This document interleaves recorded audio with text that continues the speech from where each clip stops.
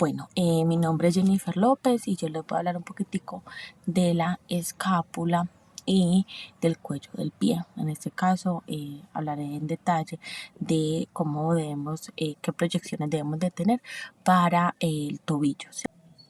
Vamos a comenzar con este tipo de proyección, que es la proyección anterior-posterior de la escápula. Esta proyección se hace en un chasis de 24 por 30. Se centra el rayo perpendicular a la película sobre el punto medio, lo centramos en todo el medio de la escápula, que va a ir por este ladito. Y también pues otra forma es dirigirse 5 centímetros por debajo de la pubis caracoides. Eso también se sirve para traumas y fracturas, para ese diagnóstico. El paciente puede estar de pedestación, ¿cierto? O también puede estar en decúbito supino, ¿cierto? Ya eso depende pues cómo tenga el trauma para poderle hacer este tipo de proyección. El paciente debe tener el hombro de la parte de la que vamos a valorar flexionado, ¿cierto? En aducción, puede tener un ángulo de 90 a 120 grados y debe tener el tobillo flexionado, codo apoyado sobre una superficie en la que pueda descansar, en este caso, o en el chasis, tanto porque está de forma de pie o acostado. Bueno, esta tercera proyección es la proyección lateral de la escápula. Se da con un chasis de 24 por 30 en vertical. El rayo central es perpendicular al borde de la escápula y el chasis, ahí donde se determina el centro, igualmente es para diagnósticos de traumas, fracturas. El paciente también debe estar biperestación.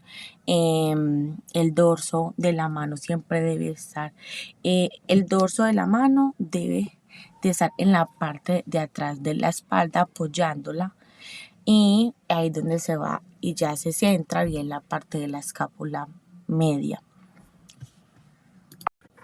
Bueno, como última proyección de la escápula tenemos la posterior anterior oblicua de la escápula, ahí la anterior posterior y la anterior posterior y posterior anterior. En este caso estamos hablando de la posterior. Es igual con un chasis de 24 por 30.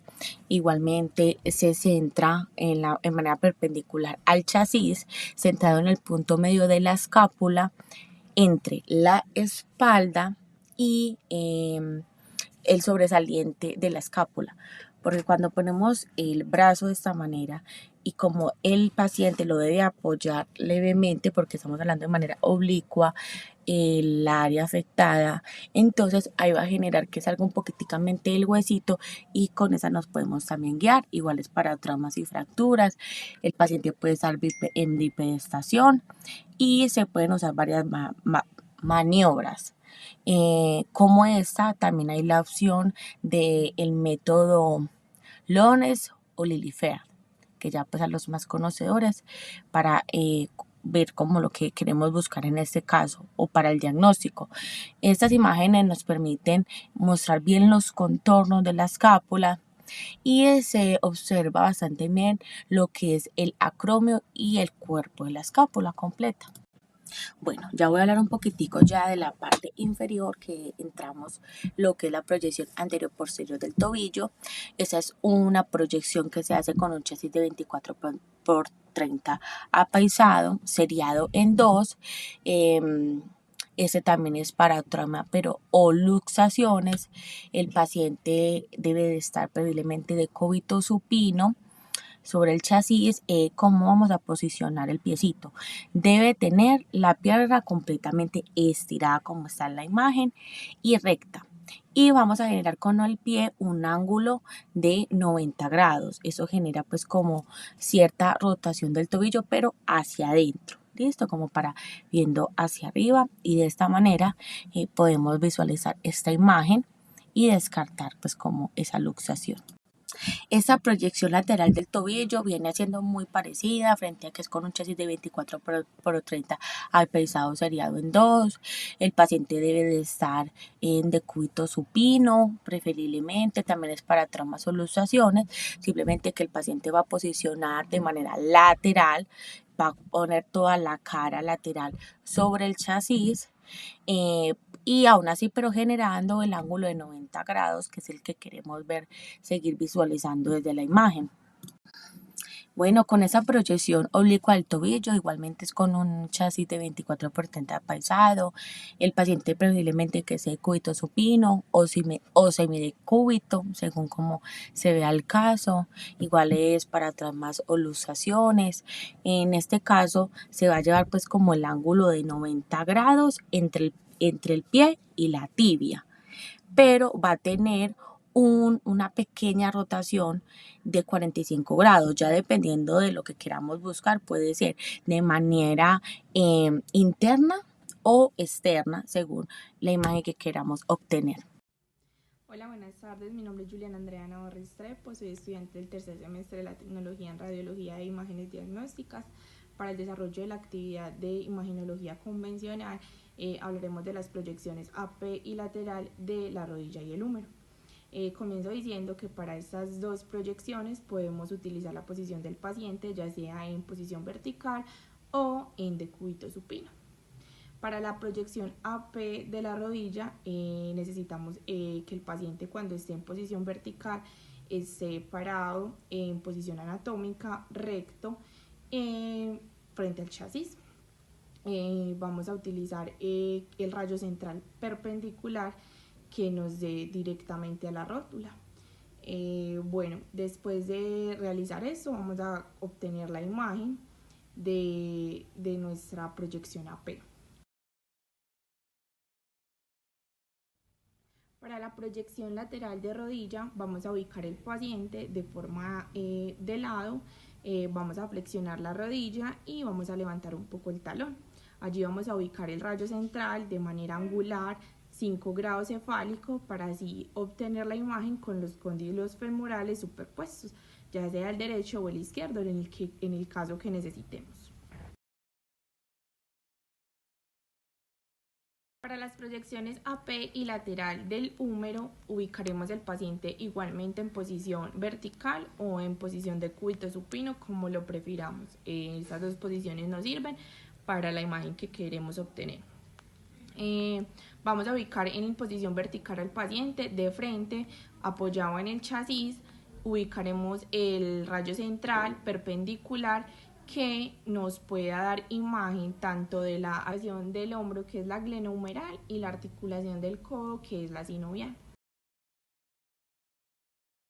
El paciente estará en posición vertical de frente hacia el rayo central y simplemente flexionaremos el codo y colocaremos la palma de la mano en nuestro abdomen. Así obtendremos la proyección lateral y se verá reflejado las dos articulaciones que necesitamos y el húmero.